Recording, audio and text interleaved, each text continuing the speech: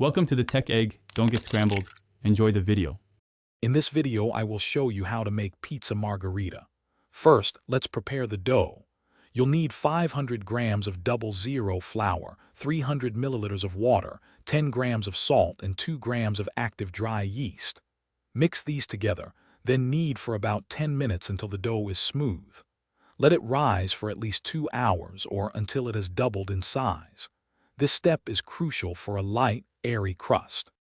Next, we'll focus on the sauce and toppings. For an authentic taste, use 400 grams of high-quality San Marzano tomatoes, crushed by hand. Season them simply with a pinch of salt and a few fresh basil leaves. No cooking needed for this fresh sauce. Then, prepare your mozzarella. Slice 125 grams of fresh mozzarella cheese into thin, even pieces, ensuring it melts beautifully without making the pizza soggy. Now, let's assemble and bake your pizza.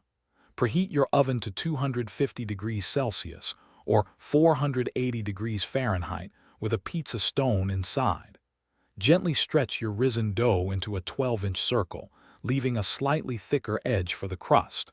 Top it with your prepared tomato sauce, then evenly distribute the mozzarella.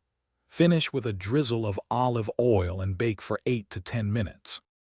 Once your pizza is out of the oven, immediately garnish it with fresh basil leaves.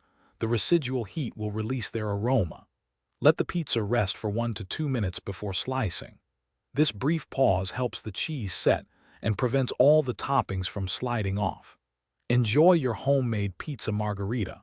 For more great kitchen gadgets and smart home devices, check the description for links to the Echo Dot smart speaker and other fantastic deals. Thanks for watching. Consider subscribing if I helped unscramble your problems.